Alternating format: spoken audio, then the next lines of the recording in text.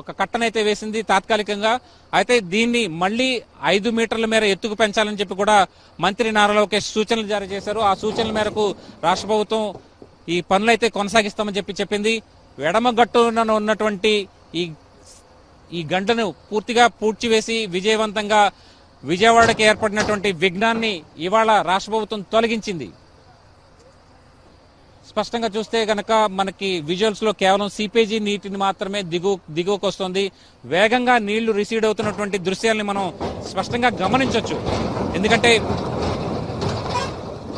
దిగువన ఎంత వేగంగా రాళ్లు బయటపడుతున్నాయో మనం చూస్తే గనక మనకి అర్థమవుతుంది. సీపేజీ ఎంత వేగంగా తగ్గుతుందో ప్రవాహం అనేది ఎంత వేగంగా తగ్గిందనేది స్పష్టంగా మనకి అవగతం అవుతుంది. పూర్తిగా విజయవంతంగా గండి పూడ్చివేత పనులు పూర్తయ్యాయి. కేవలం సీపేజీ నీరు మాత్రమే దిగువకు వస్తుంది నామమాత్రంగా.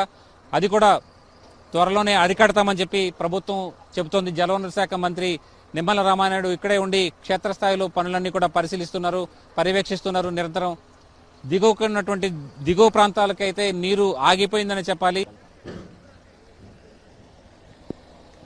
ప్రస్తుతం చూస్తే కనుక గండిపడిన ప్రాంతాన్ని పూర్తిగా విజయవంతంగా రాష్ట్ర ప్రభుత్వం పూర్తివేసింది. బెజవాడకి ఏర్పడినటువంటి విఘ్నం పూర్తిగా తొలగినట్టయిందని చెప్పాలి ఈ ప్రయత్నంతో.